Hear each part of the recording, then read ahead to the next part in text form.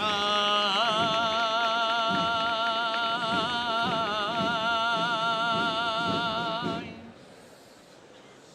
entre flores, entre flores,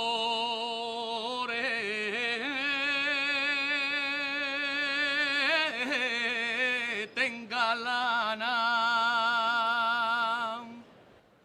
reina de los marineros y esperanza.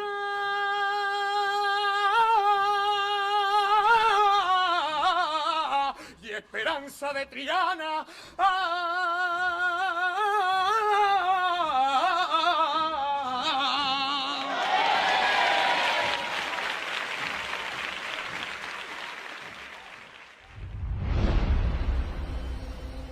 La Semana Santa es la fecha más destacada del calendario litúrgico cristiano. Recuerda la pasión, muerte y resurrección de Jesucristo, pero su dimensión trasciende lo religioso y transforma las ciudades en donde se celebra. Historia presenta su nueva serie de producción propia, Pasión y Muerte. Es fundamental emocionarte para que te llegue el mensaje. Sin emoción no te llega. Yo siempre digo que la Iglesia es la primera multinacional de la comunicación que ha existido. Hay una explicación, un discurso emocional, religioso, sentimental, organizado en torno a lo visual, lo auditivo y lo táctil. Muy importante y muy coherente. Como una catarsis colectiva, lo que ocurre cuando nos encontramos ante una procesión, ¿no? Yo creo que la Semana Santa es una coctelera. Unos le echan pertenencia a determinados colectivos, tu barrio, tu gente. A otros les gusta la expresión artística, indudablemente la fe. Para otros es acordarse de cuando a ti te llevaba tu padre y tú has llevado a tu hijo después, ¿no?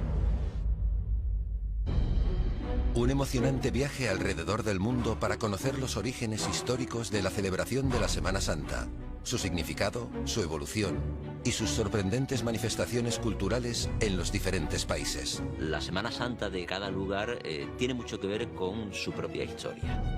Nosotros estamos inmersos en el cristianismo occidental, pero no se nos olvide que el mundo es muy grande. A lo largo de 4 episodios, a través de diferentes puntos de vista, daremos respuestas a muchas incógnitas sobre la Semana Santa. La Semana Santa, evidentemente, es el prendimiento y la condena de un justo. Todo el mundo se siente injustamente tratado por la vida, ¿no? Y una religión que se funda en un hecho histórico, en un lugar y tiempo concreto. Para ello contamos con la participación de más de 20 expertos de diferentes disciplinas que nos ofrecen su visión sobre esta histórica celebración. La grabación de Pasión y Muerte ha tenido como epicentro España, y más concretamente la ciudad de Sevilla. En Andalucía, en Sevilla particularmente, la forma de ver la muerte de Cristo es menos trágica. Durante más de 3 meses, las calles de Sevilla, sus iglesias y hermandades se han convertido en escenario real para esta serie documental. Al Gran Poder van a verlo cada día gente que ni te imaginas, de todas las condiciones sociales. Hemos franqueado las puertas de numerosos templos, casas de hermandades, talleres de artesanos y hasta domicilios particulares para mostrar los más íntimos ritos de la celebración. Durante el mes de abril, Historia ofrece una programación especial sobre la Semana Santa, que arranca el lunes 1 a las 10 de la noche con el estreno de Pasión y Muerte. El pueblo pide procesión. Contaremos además con el estreno internacional de la serie Jesús, su vida, y la reinterpretación de La Última Cena, de la mano de uno de los principales referentes gastronómicos de nuestro país, Francis Paniego.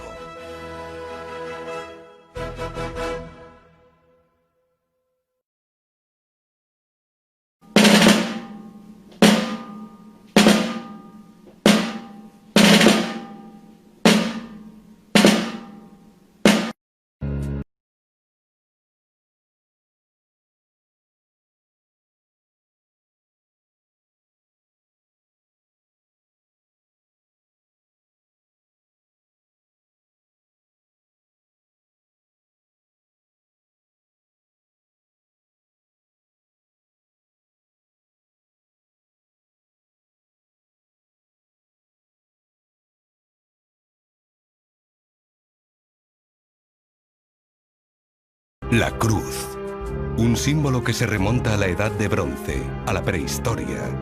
2000 años antes de la llegada de Cristo. Un símbolo que ha estado presente en diferentes culturas desde hace miles de años. ¿Una marca? ¿Una señal? ¿Una tortura? ¿Una coordenada? ¿Un símbolo? ¿Un encuentro? ¿Un emblema? ¿Un eje? ¿Una unión? ¿Un dios? Una insignia que se ha convertido en estandarte de una religión, de una civilización, de una fe. Nunca un símbolo tan sencillo ha llegado a comunicar tanto. La Semana Santa nace alrededor de la cruz, con un Vía Crucis. Y este emblema se ha mantenido hasta nuestros días en los cortejos procesionales. Todas las cofradías abren su marcha con una cruz de guía desde el siglo XVIII. Un elemento que representa a la hermandad y que es estandarte y altavoz. La cruz de guía comunica al pueblo que la procesión se acerca, que Cristo viene y que su estación de penitencia ha empezado. ¿Cómo nace este fenómeno social, cultural y religioso? ¿Fue algo instaurado por la Iglesia? ¿Qué representa? ¿Qué significado tiene? ¿Estamos ante una maniobra de la Iglesia Católica para promover el cristianismo?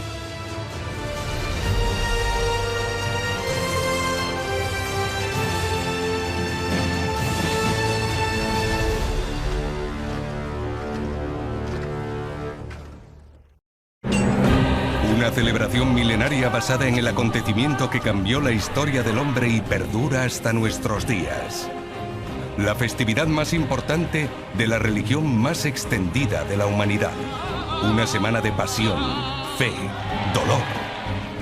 Su origen, su historia, su propósito, su repercusión.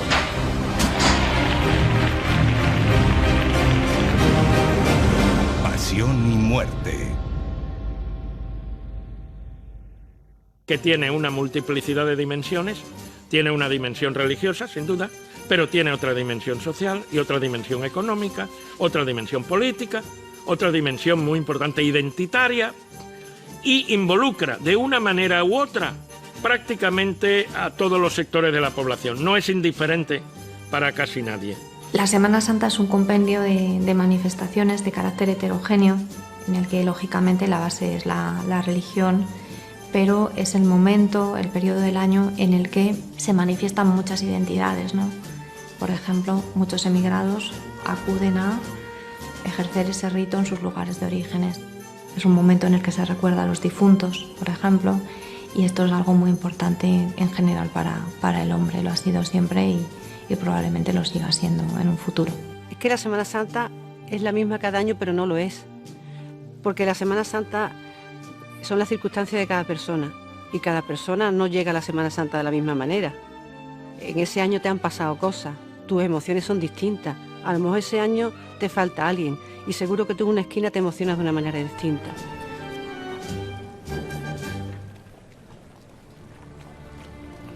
A lo largo de la historia, el cristianismo en general y la Iglesia en particular han tenido un claro propósito: dar a conocer el mensaje de Cristo al mundo, su vida, su obra y sus enseñanzas. En la Semana Santa se da a partir de las imágenes, que son su centro. La imagen sagrada es el centro absoluto al que todo se orienta o debe orientarse. Hay una explicación, una catequesis, una apologética, un discurso emocional, religioso, sentimental, organizado en torno a lo visual, lo auditivo y lo táctil. Muy importante y muy coherente. A determinadas personas que por sí mismas seguramente no estarían muy implicadas en una relación directa con su parroquia, la Semana Santa les hace conocer pasajes del Antiguo, del Nuevo Testamento, les hace tener una idea un tanto espacial de la relación de Dios con el hombre. El fin de la Semana Santa es conmemorar, hacer memoria de la pasión, muerte y resurrección de Jesús. Una conmemoración que no es un mero recuerdo, sino litúrgicamente se trata de traer de nuevo ese acontecimiento central para los creyentes que significa la salvación de sus almas. El calado de la Semana Santa es muy importante, ¿no? Porque está jugando con los sentimientos religiosos, ¿no? Yo creo que el gran poder que tiene la Iglesia siempre es la muerte, el no saber qué hay después, ¿no? Y claro, el mensaje de la Semana Santa es igual que el de la Navidad, o igual que de la Iglesia en general, es poderosísimo, pero realmente la Semana Santa es la muerte y la resurrección, que en el fondo es lo que todos los humanos queremos.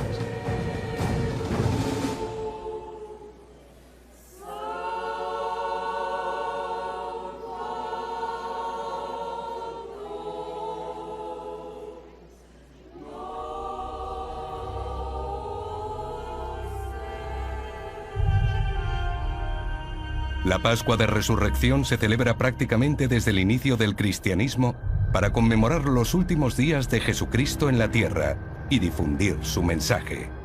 ¿Recrean los pasos de Semana Santa acontecimientos que sucedieron realmente? Sí, la Semana Santa, tanto desde el punto de vista litúrgico, igualmente las procesiones que se hagan, sí, lo que tratan es de narrar la pasión de Jesús. Esos acontecimientos además son narrados en los evangelios. No se trata de un discurso meramente teórico o un discurso hecho a base de aseveraciones, sino que es una historia. La Semana Santa está hecha por secuencias y cada cofradía es una secuencia. Tiene su propio olor, tiene su propio sonido, tiene su propio tacto, tiene sus propias imágenes. A ver, es un gran performance.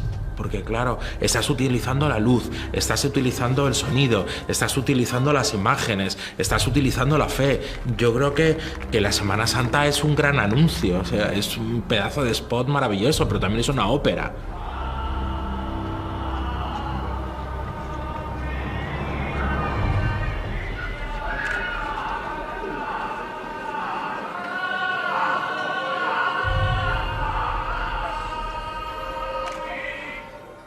Yo soy consciente cada vez que retransmitimos la Semana Santa de que no estoy hablando de cosas de la cabeza, son cosas del alma. Soy muy consciente que en cada palabra viaja una lágrima, un recuerdo, una llaga, una herida. Hay que tener mucho tacto, mucho cuidado cuando se habla de cosas del corazón. Yo siempre digo que la Iglesia es la primera multinacional de la comunicación que ha existido. La base de la Iglesia Católica, creas o no, es una estrategia de comunicación muy grande, pero se ha hecho siempre. Para hacer comunicación realmente tienes que tener una estrategia. No vale nada la creatividad, ni gastar dinero, ni movilizar nada si detrás no tienes una estrategia, pero también creo que una estrategia sirve para todo, ¿no? Un mensaje, una gran historia y la mejor forma de comunicarlo. ¿Cómo nace esta forma de celebrar la Semana Santa? ¿Nace de la Iglesia o surge del pueblo? ¿Cuándo y por qué comenzó todo?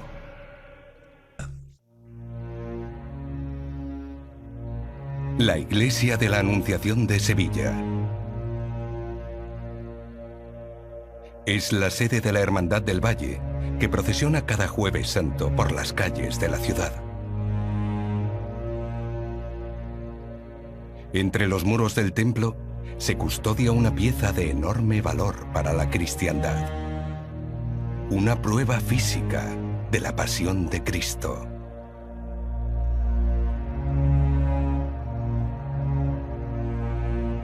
Se trata de la Santa Espina, una de las espinas de la corona con la que Jesús de Nazaret fue torturado. Una reliquia custodiada durante siglos por la hermandad. Reliquias como estas son adoradas por los fieles y son motivo de orgullo para las cofradías que las albergan. Muchas de ellas fueron el germen de hermandades y sus orígenes se remontan a historias y leyendas de viajes a Tierra Santa. ¿Qué efecto tuvieron entre los fieles? Un acercamiento justamente al santo, al líder, a la persona que ha estado cerca del líder religioso. Bueno, en realidad sí, era lo más importante, porque incluso en la arquitectura se hacían los ábsides de las iglesias con una girola para ver las reliquias. Realmente yo creo que eso es el contacto más grande entre la santidad y las personas, ¿no? La reliquia da esperanza, porque hace justamente la religión como más cercana. El santo no es algo alejado, alguien alejado, sino alguien cercano, que tiene huesos como nosotros. Las reliquias, verdaderas o fraudulentas, surtieron efecto, puesto que daban a entender al pueblo que la historia de Jesús era verídica, proporcionando pruebas físicas. Sin embargo, en 1517 algo haría temblar los pilares de la Iglesia Católica. En Alemania, el fraile Martín Lutero clavó en la puerta de la iglesia de Wittenberg las 95 tesis con las que atacaba a la Iglesia Católica. Aquel fue el inicio de la Reforma Protestante y un momento crítico para el cristianismo. Y es que marcó un antes y un después, porque se dividía la cristiandad. Ya estaba dividida desde el medievo con los ortodoxos y los católicos, pero es que dentro del catolicismo surgía esa escisión, porque mientras que Lutero defendía la fe y la lectura de la Biblia, sin embargo, en el mundo católico nos centrábamos más en esa manifestación artística a través de las procesiones, a través de las imágenes. Los protestantes eran iconoclastas, y eso va a hacer que en el mundo protestante se aprenda a leer y a escribir mucho más que en el católico.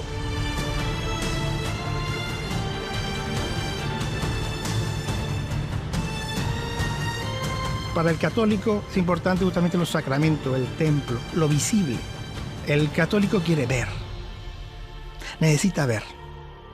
El protestantismo le da más importancia a la revelación, la predicación, la fe. Sobre todo lo que hace es defender que a través de una serie de imágenes que besamos, lo decía así en un texto literal del propio Concilio de Trento, veneremos y veamos a Dios a través de esas imágenes que besamos.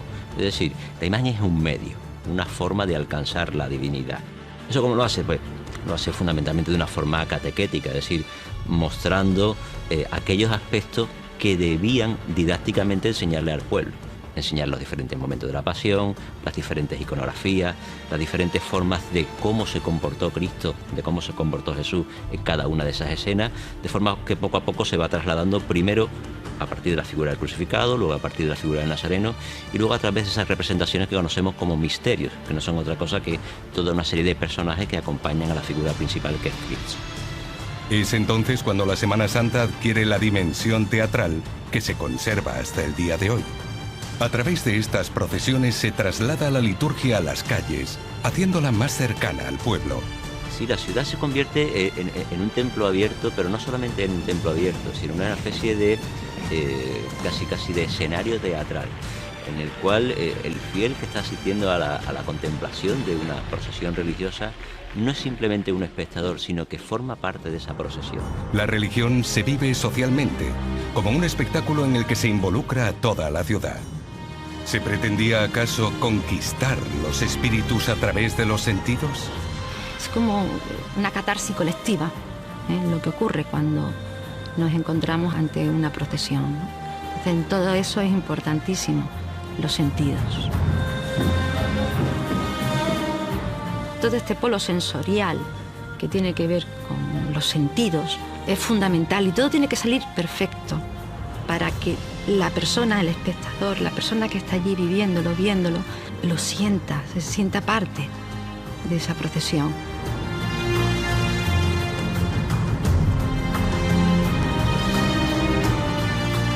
Las imágenes itinerantes, la música, los pasos, los tapices, el vestuario, el olor a incienso, las flores. Todo ello se une con el fervor religioso y crean un espectáculo único cargado de emoción que contagia a todos los presentes. La emoción es el elemento más importante de la publicidad, evidentemente. No hay manera de vender un producto si no es con emociones. O sea, me da igual que te hagan reír, que te hagan llorar, pero la publicidad desde luego no puede ser fría. La celebración se convirtió en la más importante del cristianismo y en una perfecta forma de comunicación con el pueblo. Pero, ¿cómo atravesó esta tradición el Atlántico? ¿Trazó la Iglesia Católica el mismo plan para evangelizar América? ¿Cómo recibieron la religión los indígenas?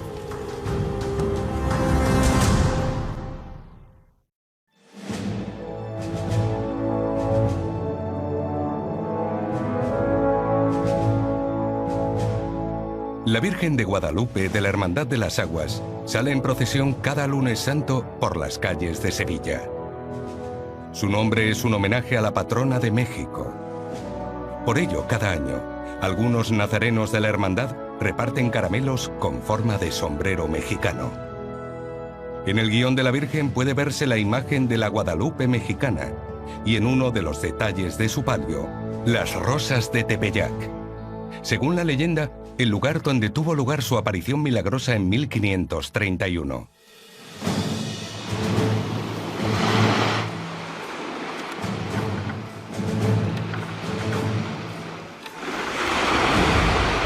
En 1492, Cristóbal Colón llega a América. En sus banderas, estandartes y armas había un elemento que se repetía: la cruz.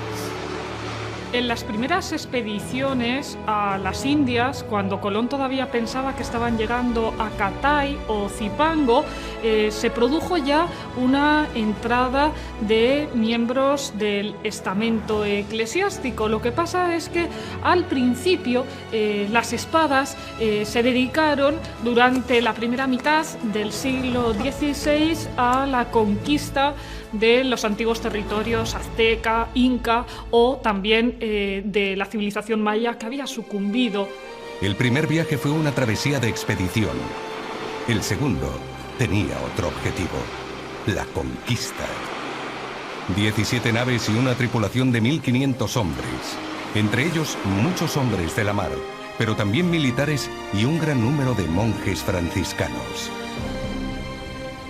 La gente que fue al Nuevo Mundo era una gente muy inculta y sobre todo arrasamos culturas y perdimos mucha cultura, pero realmente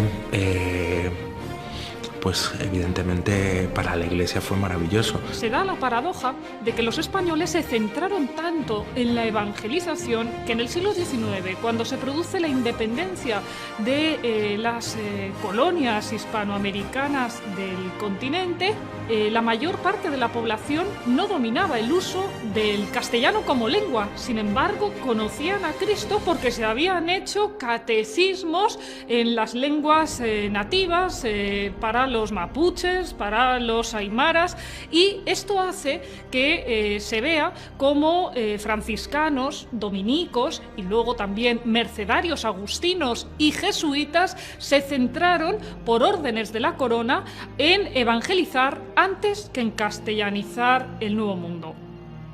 El 21 de septiembre de 1496, en la isla de la Española, Fray Ramón Pané bautizó al primer nativo en territorio americano. Desde ese momento hasta que los nativos adquiriesen costumbres del Viejo Mundo, como la Semana Santa, tan solo pasó un siglo. Las primeras procesiones en Hispanoamérica fueron prácticamente un calco de las procesiones tanto castellanas como especialmente andaluzas. ¿El por qué? Bueno, pues porque todos aquellos que se enrolaban camino de América llevaban sus devociones particulares al crucificado, al nazareno, a la dolorosa, y la trasladaban a un tipo de procesión que sería prácticamente calcada. Desde el siglo XVI tenemos atestiguadas procesiones en Popayán, por ejemplo, en Colombia, o también en otros territorios como Guatemala. Sin embargo, las religiones precolombinas estaban muy asentadas y hubo que usar una nueva estrategia. ¿Cómo se hizo? ¿Se pretendió que identificasen a Jesucristo como un dios precolombino? En la mayoría de los casos, cuando no fue ejercida una violencia amplia, que también ocurrió frecuentemente, la técnica era aprovechar las propias creencias autóctonas para conectar las nuevas creencias, la nueva religión para los autóctonos, el cristianismo, conectarlo con ideas que existían previamente en sus propias religiones. Esto ha sido algo que siempre ha hecho la Iglesia Católica. Nunca ha hecho cultos de sustitución, sino que ha hecho cultos sincréticos. Entonces las diferencias están en función de aquellos recursos con los que los misioneros se encontraron cuando llegaron. En las colonias asiáticas y oceánicas, el catolicismo llegó de la misma manera, de mano de los monjes evangelizadores. Sin embargo, la forma de vivir la pasión de Cristo en Asia y América es muy diferente. ¿A qué se debe esto? Cuando llegan los evangelizadores españoles, tanto a América como a Asia, se va a producir una mezcla de culturas y en ese enriquecimiento mutuo también van a empezar a interpretar ese sacrificio que se oficia en la Eucaristía con el cuerpo y la sangre de Cristo en torno a los recuerdos, las vivencias que ellos tenían con los sacrificios incluso humanos. De ahí que empiecen a surgir interpretaciones sincréticas de ambas religiones, de los cultos paganos y de la religión. Este es Jesús del Gran Poder. Es una de las figuras más emblemáticas de la Semana Santa sevillana y de las que más devoción levanta entre los fieles. Realizada en madera de cedro, dicen que ninguna talla de Jesús de Nazaret retrata tan bien el sufrimiento, el dolor, la misericordia. Lo llaman el Padre de Sevilla. La figura del Padre en nuestra cultura tradicional tiene dos dimensiones. Una, la figura de autoridad, del que tiene poder y un cierto alejamiento. Y otro nivel, o la otra cara de la moneda, es la figura paternal, en el sentido de figura cercana, de confianza, protectora. Lo cierto es que para todos nosotros, para todos los creyentes, pues en Jesús también vemos, no solamente hay una presencia de Dios Padre y del Espíritu Santo, desde el punto de vista teológico, sino que además existe esa figura del protector, del guía, del que nos da la vida. Por eso lo llamamos nuestro Padre. Al Gran Poder van a verlo cada día gente que ni te imaginas, de todas las condiciones sociales. Van a ver a su madre y van a ver a su padre. Y como tal le hablan. Le hablan y le tutean, y dice, pero es que no me has echado cuenta tú hoy. Es que yo te pedí lo que te pedí y estoy esperándote. Así le hablan los sevillanos a sus Cristos y a sus vírgenes. Está en nuestra cultura, yo entiendo, humanizar la divinidad. Entonces, es fe, es religión, es creencia, pero es una religión de bolsillo, una religión que roza a veces lo vulgar. Necesitamos echar al suelo todo el cielo para creer en lo que creemos, y eso es muy de nuestra cultura. Esta figura paternal y maternal de Jesús y María se expandió tras el Concilio de Trento por la Europa católica y tuvo gran acogida. ¿Qué buscaba la Iglesia con ello? ¿Era adorada la Virgen antes de Trento? ¿Fue algo deliberado o casual? Bueno, son los grandes prescriptores, ¿no? En publicidad siempre tenemos prescriptores, ¿no? Un señor que te vende un coche o un señor que te vende un café como George Clooney, pero ellos son los grandes prescriptores, ¿no? O sea, Jesús es el amor del Hijo, el Padre, y la Virgen María es la Madre. Nosotros que en publicidad solemos siempre buscar iconos, pues son dos iconos, evidentemente, ¿no? La Semana Santa ayudó a potenciar esta imagen sacando en procesión las figuras de Cristo y de la Virgen. Un padre que sacrificó su vida por sus hijos y una madre que sufre y llora por su hijo. ¿Por qué todas las tallas tienen expresiones de dolor y sufrimiento? ¿Qué intentan mostrar? ¿Qué transmiten? El dolor y el sufrimiento lo que viene a transmitir es un mensaje de cercanía de la parte más humana de Dios. Así lo indicaba el Concilio de Trento, en acercar la parte humana a ese fiel cercano. Y yo creo que hay un ejemplo muy claro, en la firma del contrato del crucificado llamado la Clemencia. Se produce en el año 1604 en Sevilla. El arcediano Vázquez de Leca le encarga a Juan Martínez Montañé, el mejor escultor del momento, que le haga un crucificado que tiene que estar vivo y que tiene que cumplir una condición muy especial, y es que debe parecer que aquel fiel que se coloca a sus pies arrodillado pareciera como si le estuviera hablando, como si le estuviera reconviniendo por sus pecados, como si hubiera una especie de relación muy cercana, que al fin y al cabo es lo que acaba justificando la imagen. Esa cercanía que en algunos casos, como en el mundo, digamos, del sur de España, está más ligado a la idea de la belleza, de la cercanía, de la niñez incluso en el caso de las vírgenes, y en otros casos, como en el mundo castellano, se aumenta el sentido pasionista. La finalidad es la misma, la de acercar el hombre a la figura de Dios mediante una imagen. España, Italia, Portugal, América Latina y Filipinas fueron algunos de los lugares donde la figura del Padre Jesús y la Madre María fueron mejor acogidas por los fieles. ¿Qué otras divinidades también nos recuerdan la figura materna y paterna? Gaia viene de la diosa Gea, ¿no? Del panteón grecolatino, que es así como la diosa madre. Y Pachamama está dentro del ámbito andino, Perú, Ecuador, Bolivia, de la época prehispánica. Son diosas madres, pero diosa justamente la madre tierra que sustenta. Es un culto a la fertilidad. No es un culto afectivo madre, como si fuese madre humana, sino es algo más agrario. Los evangelizadores españoles llegados a América rechazaron todo culto divino. Sin embargo, hubo diferentes elementos que los evangelizadores decidieron mantener. ¿Por qué lo hicieron? ¿Sigue esto presente en el catolicismo latinoamericano?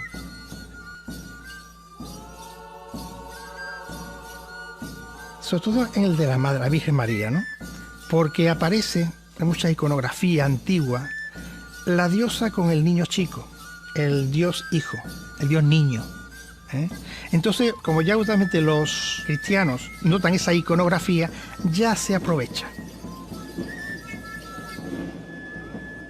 No hay que olvidar nunca que lo que las creencias en el ámbito de lo sobrenatural suelen proyectar, no mecánicamente, sin duda, pero están muy en relación con las creencias y la realidad de la sociedad que crea esas creencias. Todo esto ayudó al cristianismo a convertirse en la fe oficial de las colonias españolas. Tal es así que a día de hoy el cristianismo es la religión más seguida del mundo, gracias en parte a los fieles latinoamericanos.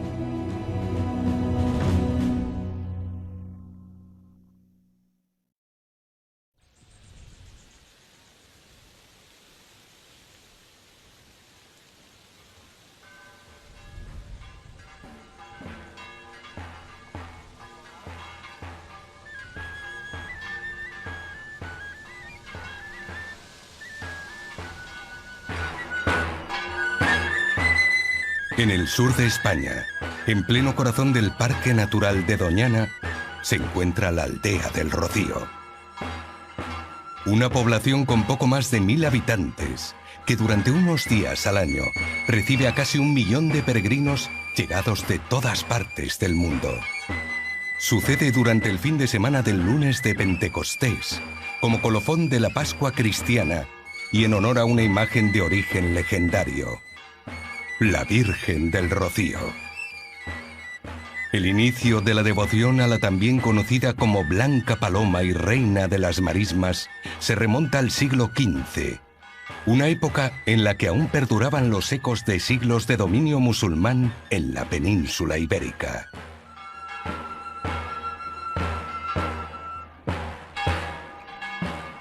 Es un momento impresionante porque se repite en toda la geografía española, incluso en Europa. Podemos decir la misma historia, ¿no? El pastorcito, un árbol o una piedra grande en la cual se aparece la Virgen. Existe un boom que parece como si la divinidad pues quisiera hacer una ofensiva mariana. Bueno, yo creo que lo de las apariciones marianas, eso sí que es una pedazo de estrategia de comunicación y un pedazo de spot y un pedazo de evento y un pedazo de performance. Yo me imagino de verdad lo de Fátima, si hubiera pasado ahora, cómo lo hubieran petado en Instagram. De verdad, hubiera sido maravilloso. Entre los siglos XIV y XVI, las apariciones marianas se sucedieron por los puntos más recónditos de la península. Es este el origen de un gran número de patronas, madres protectoras de diferentes localidades, como la Virgen de la Cabeza, aparecida en Andújar, la Virgen de Consolación, de Utrera, o la Virgen de la Bella, aparecida en el río Piedras. Con la caída del reino visigodo, del último rey Don Rodrigo, y la llegada de los musulmanes, España, aunque no existía como tal, va a quedar dividida por una línea que marca las posesiones de Al-Ándalus y, por otro lado, esa tímida articulación de los reinos cristianos desde Asturias hasta dejar Al-Ándalus reducido al reino nazarí de Granada. Por supuesto que hubo mezclas, mestizajes genéticos y culturales, y fue necesaria una reconquista espiritual. En ello cooperaron mucho las visiones sobrenaturales que se popularizaron durante esos 8 siglos de batallas.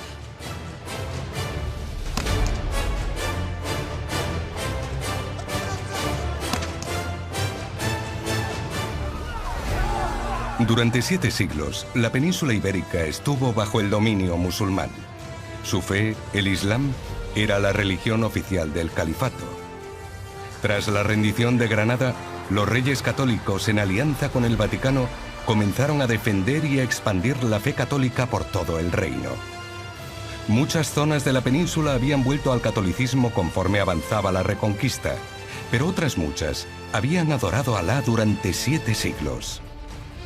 ¿Jugó la Semana Santa algún papel en la conversión de fe?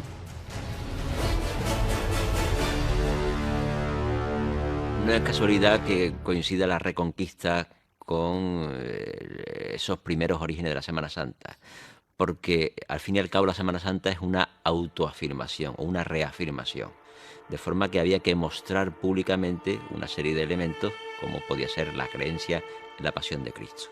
Cuando se produce la Reconquista, cuando se producen las conversiones de una religión a otra, hay que hacer públicas protestaciones de fe. Al fin y al cabo la Semana Santa es eso. Eso ocurrió con los conversos judíos que constantemente se autentificaban mediante signos cristianos. Se colocaban el apellido Santa María o incluso alardeaban de comer mucho el cerdo. Pues esa, digamos, reafirmación es la misma que podía ocurrir en el mundo de la Reconquista. Se había triunfado sobre el enemigo, sobre el Islam, y había que reafirmarlo no solamente con un culto interno, sino también con un culto externo. Más allá de su origen milagroso y de las leyendas que surgieron en torno a las apariciones, la figura de la Virgen María adquirió una importancia clave entre los fieles y se convirtió para muchos en la principal figura de devoción. ¿Por qué esta adoración a la Madre de Dios? ¿Cuál es el origen de este culto mariano? Esto es una especificidad cultural que no es explicable si no entendemos la cultura andaluza y otras culturas en las cuales la figura de la mujer, madre, tradicionalmente virgen, etcétera, etcétera, es una figura central que tiene que estar presente.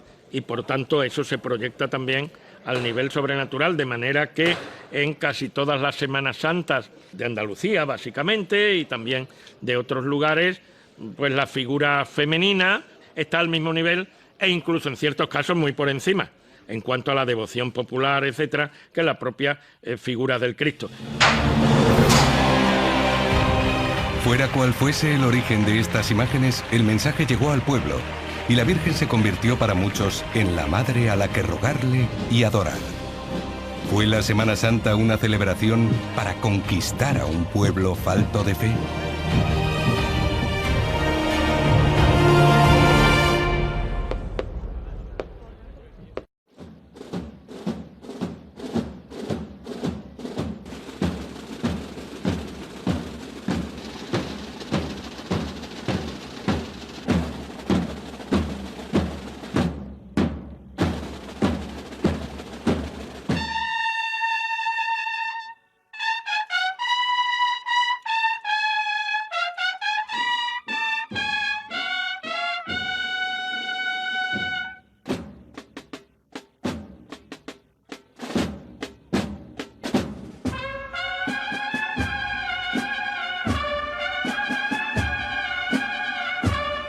En Sevilla, la Semana Santa se vive cada día del año.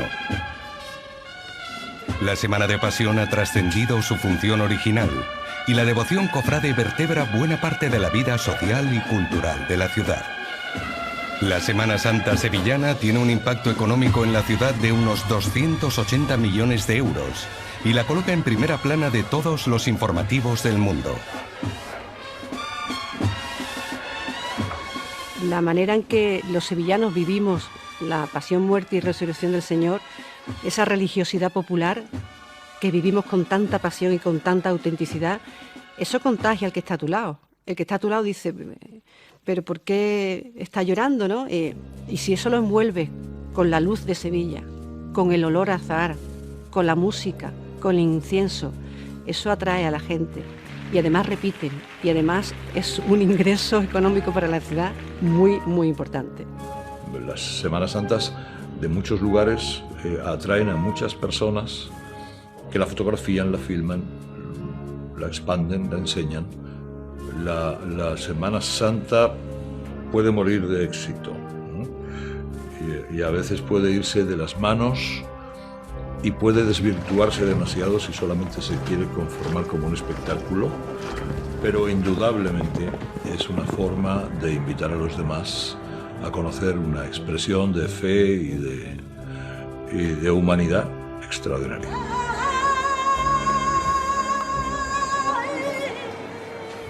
Hay que distinguir entre turismo y morbo, porque muchas veces no se entiende los ritos que están ejecutando.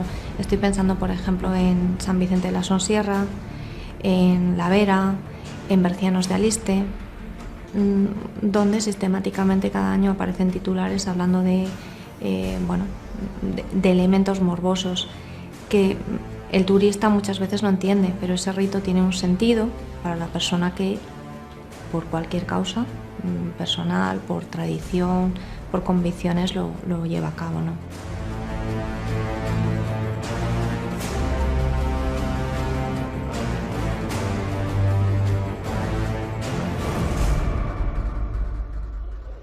Con la celebración de la Semana Santa se consigue otro fenómeno que tiene gran importancia a la hora de comunicar una idea. Aparte de la cuestión devocional que está ahí, es importantísima, también hay protagonistas y se participa en la Semana Santa por muchísimos otros motivos que no tienen que ver exclusivamente con lo religioso.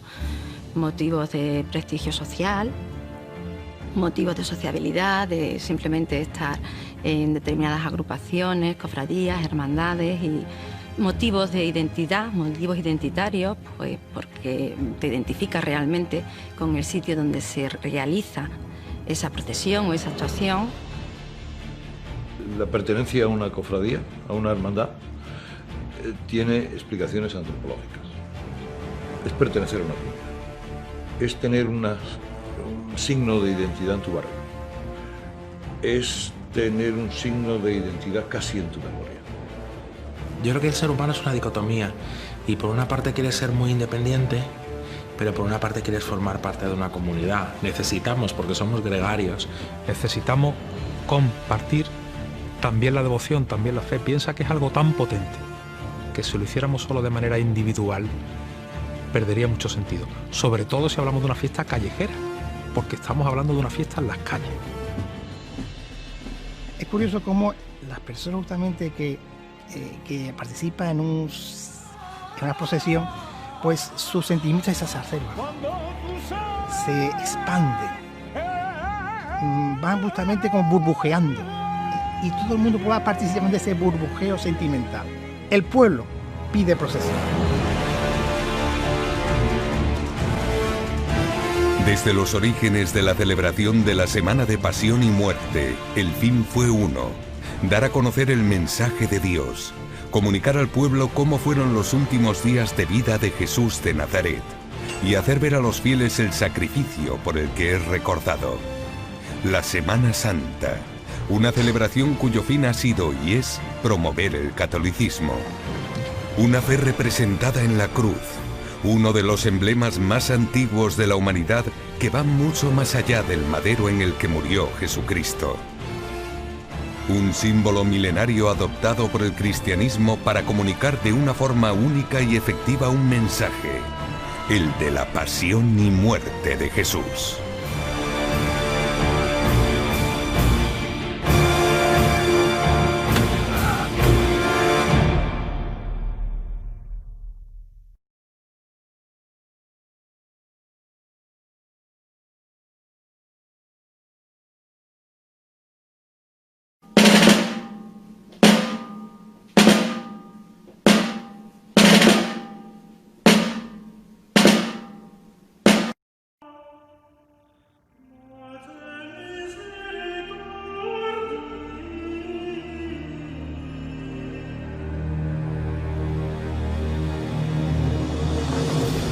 El libro de reglas, la insignia principal de una hermandad o cofradía. Representa su legalidad, sus normas, sus leyes y sobre todo, su historia.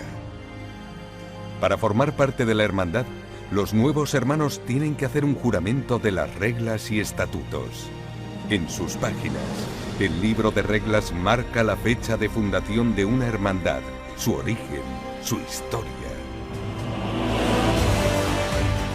La historia de la Semana Santa se remonta al siglo XV y está ligada a la expansión de la Iglesia Católica por todo el mundo y el cisma de la Iglesia con la Reforma de Lutero. Una historia en la que España, los Reyes Católicos y el Vaticano tuvieron gran importancia. Una historia que nos traslada hasta los mismísimos orígenes del cristianismo.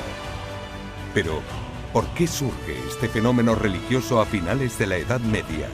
¿Qué supuso todo esto para la sociedad de la época? Una celebración milenaria basada en el acontecimiento que cambió la historia del hombre y perdura hasta nuestros días. La festividad más importante de la religión más extendida de la humanidad. Una semana de pasión, fe, dolor. Su origen, su historia, su propósito, su repercusión.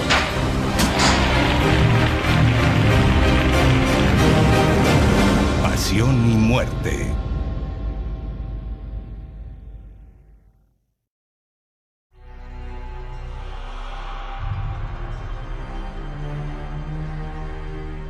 Este es el Cristo de la Vera Cruz, una de las tallas más antiguas que procesiona por las calles de Sevilla cada año. De autor anónimo, se cifra su talla en el año 1550. Sevilla se gastó los dineros de las Indias en organizar una Semana Santa porque estábamos en plena contrarreforma. Como Venecia se lo gastó en el siglo XVIII en el carnaval, o la propia Cádiz, que en el siglo XVIII era cuando tenían ellos también, estaban bollantes, es lógico. O sea, es el espíritu que en Sevilla se vivía en el barroco, trasladado año tras año y siglo tras siglo hasta nuestros días. La Hermandad de la Vera Cruz lleva más de 5 siglos realizando su estación de penitencia por las calles de Sevilla, y su fundación está registrada en 1448, alrededor de los monjes franciscanos. Pero para buscar el origen primitivo de esta celebración, hay que trasladarse a los primeros siglos del cristianismo.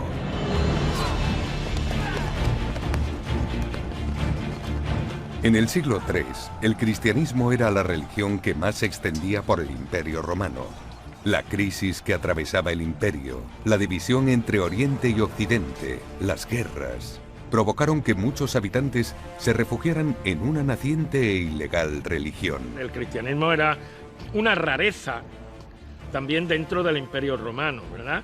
El Imperio Romano no hubiera tenido ningún problema para asimilar al cristianismo como una religión más de unas zonas dominadas política y económicamente por Roma, si los cristianos hubieran aceptado que su Dios era un Dios propio, no el único verdadero, con lo cual acusaban a los dioses de las otras religiones y de los otros países de falsos y de ídolos, etcétera, etcétera. Este fue el problema del cristianismo básicamente en los primeros siglos en el Imperio Romano, su, pongámoslo entre comillas, intransigencia con respecto a otros dioses.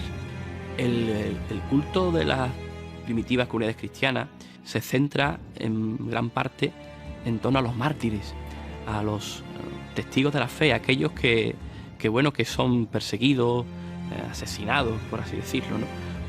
por el imperio.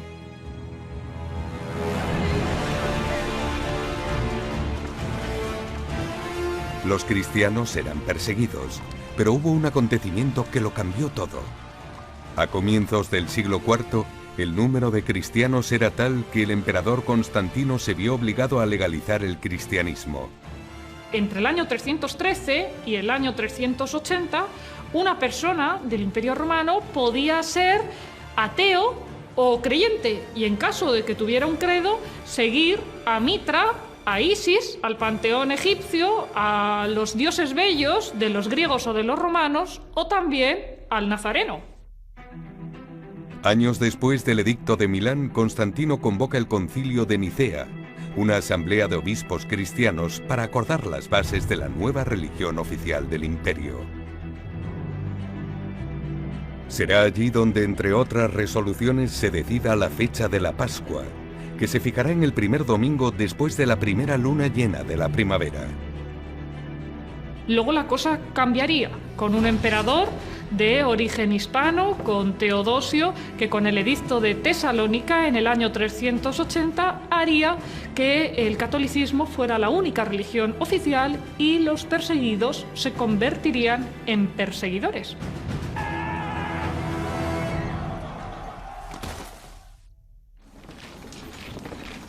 Apenas un siglo después del Edicto de Tesalónica, en el año 476, se produciría la caída definitiva del Imperio Romano de Occidente, comenzando así un periodo de transición política, social, económica y espiritual. Europa se adentraba en la Edad Media. 9 siglos más tarde, la población europea sufriría una de las peores épocas de crisis de su historia. La crisis es un tiempo de cambio. En el siglo XIV vino marcada por las malas cosechas, por las hambrunas, por la peste, la epidemia, conocida como peste negra. En ese marco, ¿qué hacía el súbdito, el vasallo, el que estaba a las órdenes del señor feudal? Pues mirar al cielo y rezar. Y pensaba que iba a llegar el fin del mundo, que se aproximaba el juicio final, el apocalipsis. La situación en Europa era crítica. El pueblo moría de hambre, las epidemias asolaban las regiones y las cosechas empeoraban cada año. Todo esto se interpretó como un castigo divino. El concepto del Dios del amor se transformó en el Dios de la justicia. En Perugia, Italia, aparece por primera vez el movimiento de los penitentes flagelantes de la mano de un ermitaño franciscano, Raniero Fasani. Los disciplinantes en Italia desde principios de 1260, desde los primeros movimientos que se manifestaron en el país, tenían un carácter apocalíptico. El fin del mundo y la necesidad de retomar los temas cristianos en vista del advenimiento de un nuevo mundo que estaba anunciándose. Un gran carácter pauperista dedicado a la pobreza. Una penitencialidad física muy fuerte, con sangrientas flagelaciones, que de hecho sobrevivieron en Italia. Hombres y mujeres marchaban con estandartes y velas por toda la villa hasta llegar frente a la iglesia, donde se azotaban cruelmente. Buscaban con ello obtener la salvación con un perdón divino. Su impacto social fue todo un éxito, pues los hombres y mujeres de baja posición veían en ello la solución a los problemas y la tradición ha permanecido en algunas regiones hasta nuestros días. Pero, ¿cómo se difunde esto por toda Europa? En el tránsito del siglo XIV al XV vemos la personalidad singular de San Vicente Ferrer, valenciano que recorrió buena parte de Europa, iba a lomos de un asno y lo seguían flagelantes que iban practicando penitencia para expiar sus pecados. Pone mucho el acento en la conversión y en exaltar o excitar los sentimientos en los fieles del dolor de los pecados. Finalizado el sermón, los oyentes procesionaban tras una imagen de Cristo crucificado a la que seguían alumbrando.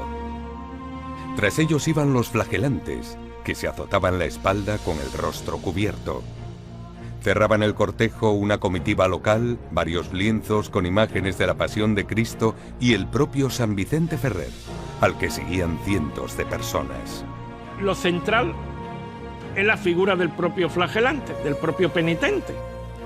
Las imágenes en esas procesiones o no existen o se quedan reducidas a un crucifijo que va al final de la comitiva de flagelantes.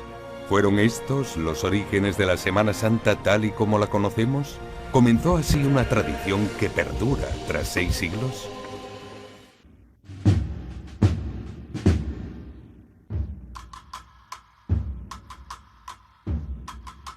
Costaleros, cargadores, portadores, anferos, horquilleros, hermánacos, sayones, portapasos, anderos, banceros, prominentes, braceros. La procesión ha estado presente en las civilizaciones más antiguas del planeta.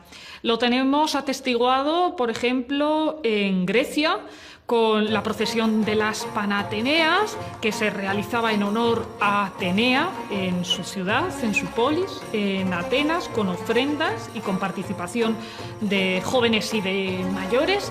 Y en Egipto también hubo procesiones. Se conoce, pues, dioses que eran procesionables, como por ejemplo Osiris, Isis, Horus, que eran dioses más populares. Los babilonios celebraban el sacrificio, la muerte y la resurrección de Marduk. Los egipcios la convirtieron en la de su dios Osiris, celebrada desde la quinta dinastía hace más de 5 milenios. La festividad duraba 3 días y culminaba el cuarto con la resurrección de Osiris. Tras su resurrección, Osiris se une a Isis y 9 meses después nace Horus. ¿Qué relación guarda esto con la muerte y resurrección de Jesús? ¿Por qué hay tantas similitudes entre ambos, habiendo pasado varios miles de años? El dios Osiris constantemente muere y resucita, porque es una religión también agraria, en la primavera y el invierno. La religión católica no es circular, cerrada, es helicoidal, es como una escalera de caracol, es más abierta, tiene un sentido pues circular pero no cerrado. Y va justamente hacia arriba. Por eso no se puede confundir Osiris con Jesús, porque Osiris es la eterna momia. Y Jesús es el muerto resucitado, es el que deja el sepulcro vacío. Los egipcios procesionaban a sus dioses en las festividades. Los desplazaban de templo a templo con motivo de diferentes celebraciones o ritos. Una tradición que de egipcios pasó a los griegos, más tarde a la antigua Roma, hasta llegar a los cristianos.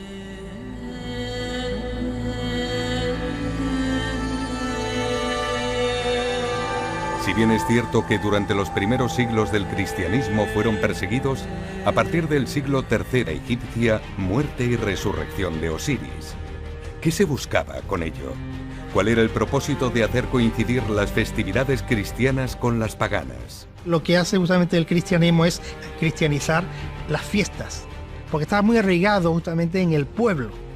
Algunos convertidos, por muy convertidos que fueran, participaban en fiestas paganas, porque lo hacían justamente de niños, su familia, De ir a Tierra Santa, al lugar donde todo sucedió.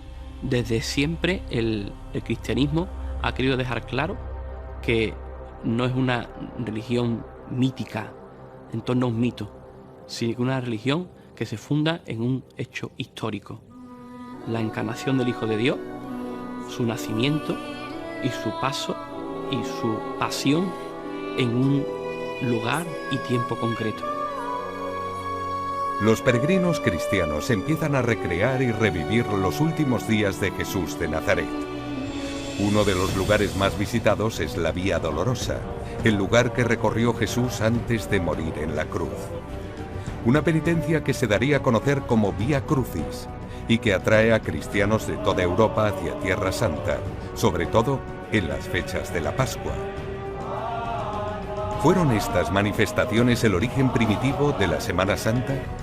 ¿Cómo se pasó del austero Vía Crucis del siglo III a la celebración que hoy vivimos?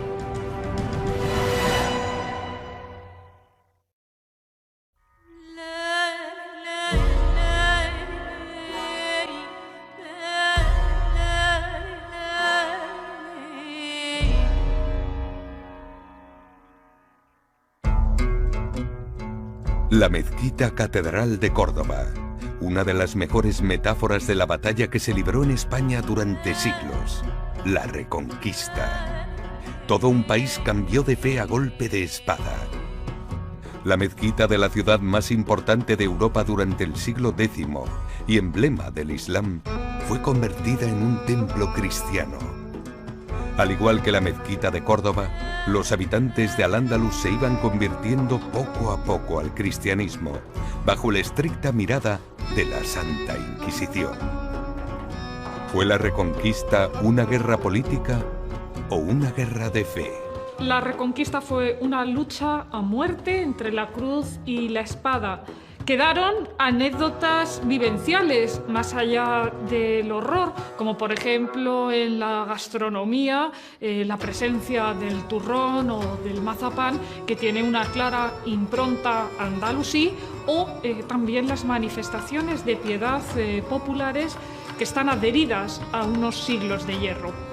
Durante siglos, los diferentes reinos de León, Navarra, Aragón, Castilla, Toledo, todos ellos cristianos, se enfrentaron contra los fieles al Islam, que pasaron de dominar la península ibérica a reducirse a la mínima expresión en la ciudad de Granada. Con la entrega de las llaves de Boabdil a los reyes católicos, el Islam era expulsado de los territorios ibéricos. Cuando los conquistadores cristianos o reconquistadores llegan a las antiguas ciudades musulmanas, el cambio de las mezquitas es un cambio inicialmente muy sencillo, simplemente se cambia la orientación. Las mezquitas musulmanas en Al-Ándalus estaban orientadas hacia el sur, no es la tradición, porque la tradición es que se orienten a la Meca, pero el sentido de que ellos provenían del sur, es decir, ellos provenían del norte de África, hizo que todas las mezquitas de Al-Ándalus se orientaran hacia el sur. La llegada de los conquistadores cristianos lo que hace es simplemente adaptar la orientación, la orientan hacia el este, de forma que los antiguos mihrab, por ejemplo, se transforman en simples capillas laterales y se cambia la orientación decorándolas de forma cristiana. Conforme avanzaba la Reconquista, las mezquitas se iban convirtiendo en capillas, iglesias e incluso catedrales. ¿Aceptó la sociedad de la época esos cambios? ¿Fue una transición o un cambio radical de fe? No hubo conversión, en realidad. Fue una conquista y la población musulmana pues es desplazada. El saber de los vencidos y las creencias de los vencidos en sociedades intolerantes, como era ya la sociedad castellana y peninsular en general al final del siglo XV y principios del siglo XVI, no admite la pluralidad de creencias o la pluralidad de rituales. No por casualidad también es el tiempo en que nace un instrumento de terrorismo de Estado y de terrorismo eclesiástico, como es la Inquisición, ¿no?, para perseguir a la heterodoxia religiosa, pero para perseguir también por otros delitos o a los que estaban definidos como enemigos del Estado o enemigos del poder eclesiástico. Pocos años después de que los reyes católicos implantaran la Inquisición española, el fraile Martín Lutero, en 1517, se rebelaría contra la Iglesia Católica, originando una crisis decisiva para el desarrollo de la celebración de la Semana Santa. La reacción de la Iglesia Católica a la expansión de la Reforma luterana por Centroeuropa llegó a través del Concilio de Trento y de la aplicación de la Contrarreforma. Los protestantes rechazaban el uso de imágenes en los templos, por lo que el catolicismo hizo todo lo contrario y fomentó la creación artística religiosa. ¿Qué significó Trento para el catolicismo? ¿Tuvo algo que ver con el movimiento artístico del Renacimiento? No olvidemos que el Concilio de Trento, una de sus desemboques, uno de sus ámbitos, fue el impulso, digamos, de la didáctica a través de representaciones escénicas con figuras escultóricas, etcétera, etcétera, que venía a sustituir a las escenificaciones con personajes vivos y que venía a subrayar, digamos, una diferencia fundamental con las iglesias calvinistas, luteranas, etcétera, etcétera. Una nueva guerra de fe, aunque esta vez dentro del propio cristianismo. La propuesta, fruto del Concilio de Trento, de resaltar las imágenes, comienza a llevarse a cabo en diferentes puntos de Europa. Con el objetivo de representar el padecimiento de Jesús durante el final de su vida y de llevar la liturgia de las iglesias a todo el pueblo, las hermandades y cofradías deciden sacar los altares a la calle. ¿Dónde se produjeron las primeras procesiones? ¿Cómo eran estos primeros pasos? ¿Cómo afectó a la sociedad? El fin de las primeras procesiones era hacer cercana la imagen de Dios, pero al mismo tiempo mostrar, digamos, un afianzamiento de lo que era la propia protestación de fe. Es decir, no es solamente la transmisión de la transmisión de la imagen se podía hacer dentro de las capillas, pero el hecho de sacar las imágenes a la calle hacía que el fiel se tuviera que autodefinir. Es decir, era como eso que en las hermandades se define como la protestación de fe. Nace así la tradición centenaria de las procesiones de Semana Santa, con un fin didáctico y evangelizador. Una tradición que ha traspasado fronteras.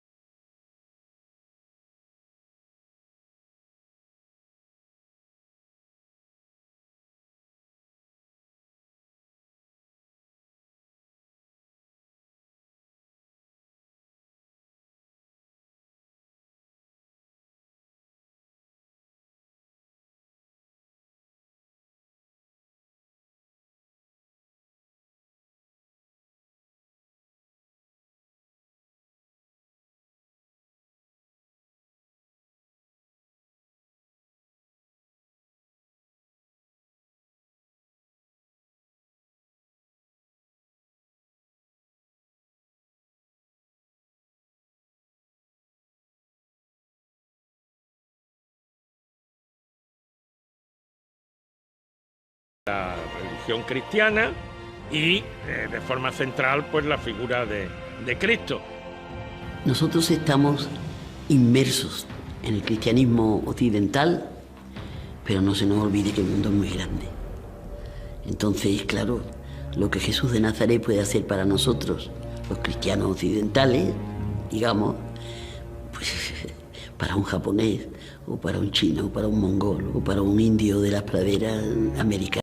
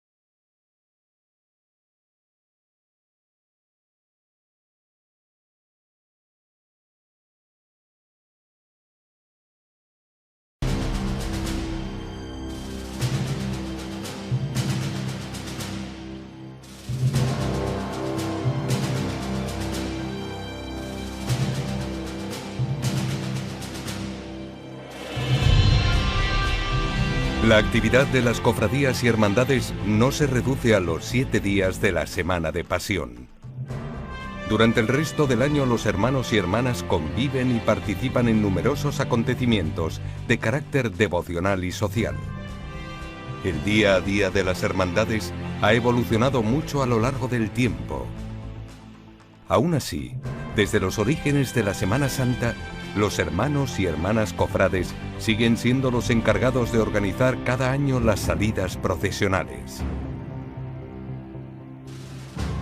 Muchas de esas cofradías fueron fundadas en la Edad Media coincidiendo con una época difícil en Europa. ¿Por qué empiezan a proliferar las cofradías? ¿Es un fenómeno propio de España o se da en diferentes países de Europa? Las llamadas grandes cofradías romanas, es decir, romanas en sentido literal, vinculadas al poder de la Iglesia romana, estaban también vinculando de las hermandades. Y las hermandades romanas, por ejemplo, pero no solo las romanas, eran grandes instrumentos de poder, del manejo del poder concreto de la Iglesia en el tejido social. Empiezan a proliferar cofradías y hermandades por los diferentes puntos de la Europa cristiana. ¿Cómo es el origen de las cofradías? ¿De dónde viene esta unión basada en la fe? Las primeras hermandades que se crean en la Edad Media tienen dos componentes muy claros, dos orígenes muy claros. Son el gremial o el racial. El gremial porque vivíamos en un mundo de gremios. El gremio eran organismos, asociaciones de personas que se dedicaban a un mismo fin, orfebres, plateros, gente que estaba muy estructurada porque el gremio les ponía normas de convivencia, precio, lugar donde vivían, facilitaba el examen, es decir, todos los elementos para definir quién pertenecía a ese gremio. Y tienen que ver también con un tipo de necesidades a caballo entre lo espiritual y lo material, que es el de los enterramientos. Realmente un problema muy grave para mucha gente era qué hacer cuando alguien muere. Y este es la razón central de las hermandades, ser una especie de mutua de entierros. En un tiempo en el que no había subsidios sanitarios, ni posibilidades de seguridad social, ni tampoco de tener unos derechos laborales, más allá del compromiso con el señor feudal o con el cliente que pasara por tu comercio, era fundamental pertenecer a un gremio. Bueno, pues dentro de esos gremios surgen en muchas ocasiones agrupaciones religiosas que tienen que demostrar públicamente su condición religiosa y que al mismo tiempo, pues, ¿por qué no?, tienen que alardear de su posición o de su poder. De forma que cada gremio se esmeraba en que su cofradía o su hermandad fuera la mejor. Muchas de estas hermandades o cofradías se formaban alrededor de una reliquia cristiana, como las de la Vera Cruz. Según la leyenda, las hermandades de la Vera Cruz se crearon a raíz de un pedazo del madero en el que Jesús murió. A día de hoy, las hermandades de la Vera Cruz se pueden encontrar en diferentes ciudades de Europa y todas ellas dicen guardar una parte del madero en el que Cristo murió. Las cofradías de la Vera Cruz van muy unidas a la extensión y el arraigo de la Orden de San Francisco de Asís. Pensemos que los franciscanos eran una punta de lanza que iba llegando pues prácticamente con la reconquista castellana, de forma que no había ciudad donde en el siglo XIII, XIV, XV no existieran ya conventos franciscanos. Conventos que además tenían un enorme poder porque tenían una enorme, digamos, aceptación popular. Fue una especie, como decía el biógrafo de los franciscanos, una especie de nueva primavera de la Iglesia, y como ellos traían ese culto a la verdadera cruz, digamos que prácticamente en la mayoría de las ciudades españolas la primera hermandad siempre fue la hermandad dedicada a la Vera Cruz de Cristo. Con el paso de los años, las hermandades y cofradías fueron ganando estatus dentro de las ciudades y pertenecer a una era sinónimo de poder social. Poco a poco, son estas cofradías y hermandades las que se encargan de organizar la Semana Santa. En el siglo XVI, cuando se va conformando la Semana Santa, no pocas de esas hermandades, tanto las gremiales como las de étnicas, etcétera, empiezan a tomar características de cofradías penitenciales. Y en muchas de ellas, incluso a una imagen anterior de María con el niño, añaden una nueva imagen dolorosa. Claro, a esto se añaden cofradías que se forman justamente en la segunda mitad del siglo XVI, ya también en relación con Trento y demás, que nacen directamente para rememorar una escena de la Pasión. Cofradías y hermandades, grupos de personas que se han encargado de mantener una tradición generación tras generación, siglo tras siglo, hasta nuestros días. Repartidas por toda Europa, han sabido transmitir el legado religioso haciéndonos llegar una Semana Santa muy similar a la que se podía ver hace 4 siglos.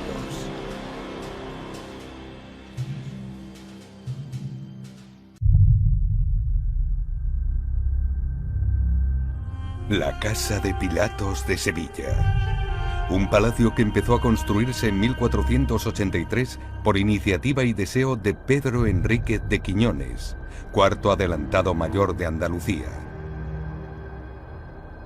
25 años más tarde, en 1518, su hijo, Fadrique Enríquez de Rivera, primer marqués de Tarifa, emprendió una peregrinación hacia la ciudad santa de Jerusalén. A su regreso instauró un recorrido desde su palacio hasta un pilar situado en la Huerta de los Ángeles, en las afueras de la ciudad.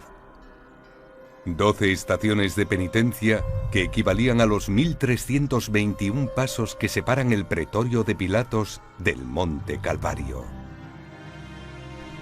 Se inició así una tradición que continúa hasta nuestros días en la ciudad y que muchos tienen como el origen de la Semana Santa de Sevilla.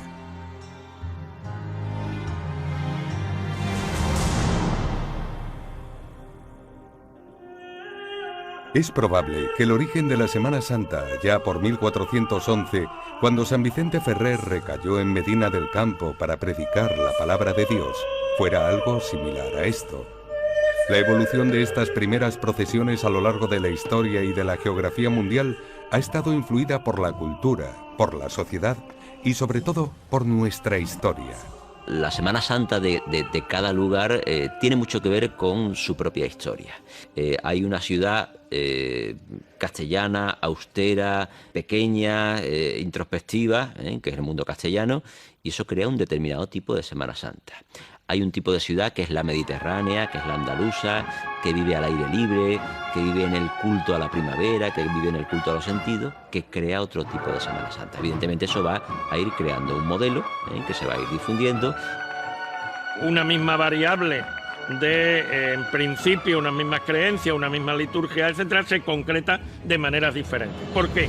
Porque la variable de las culturas locales pues pesa mucho e incide tremendamente en el fenómeno. Por ejemplo, vemos en territorios de Hispanoamérica, como en Guatemala, que se extienden alfombras y que hay andas gigantescas para llevar a los santos, o vemos, en el caso de Málaga, la vinculación estrecha con la Legión a través del Cristo de Mena.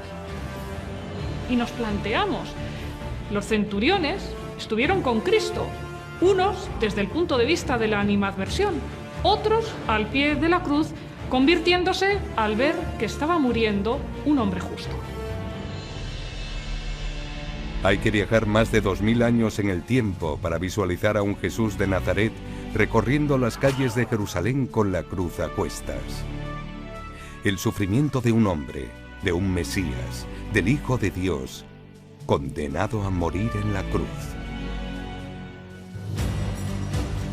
Pero, ¿hasta qué punto es fidedigna la historia? ¿Fue juzgado y sentenciado como nos narran los pasos de la Semana Santa? ¿Fue real todo lo que nos han contado sobre las circunstancias de su muerte? La crucifixión de Jesucristo es algo histórico. Por supuesto que después se ha convertido en un icono, en un símbolo, pero es algo real que sucedió porque era la condena a muerte que aplicaban los romanos a los que no eran ciudadanos del imperio. La muerte de Cristo en la cruz se ha convertido en un punto de inflexión en la historia, el momento que dio pie a una religión, un momento que se recuerda año tras año en la Semana Santa. Sin embargo, no existe ningún documento contemporáneo a Jesús que constate que todo esto ocurrió así. ¿La muerte de Cristo es historia o es un símbolo? En efecto, que existió Jesús de Nazaret es algo que nadie pone en duda, porque sí que los agnósticos o los ateos dudan acerca de la existencia de Dios, pero ellos ven a Jesús de Nazaret como un hombre, como un ser humano. Entonces es visto por distintas tendencias políticas, religiosas, tanto para creyentes como para no creyentes, como un ser revolucionario. Jesús de Nazaret es un personaje extraordinariamente ejemplo, ¿no? O sea, es como una síntesis de todo lo bueno y de todo lo que realmente deberíamos nosotros de conseguir. Más allá de esto, el cristianismo y la historia de la humanidad han ido de la mano desde hace más de 2 milenios. El descubrimiento de América, la epidemia de peste bubónica, la evangelización en las colonias, las sequías y las hambrunas, las epidemias, las guerras. Acontecimientos que se han visto reflejados en nuestros libros de historia. Pero si hay un libro con una relevancia especial en la Semana Santa, ese es el libro de reglas. Un emblema de incalculable valor para las hermandades que en su interior alberga sus normas, sus estatutos, su identidad fraternal y sobre todo, su historia. La historia de la conmemoración de la pasión y muerte de Jesús de Nazaret.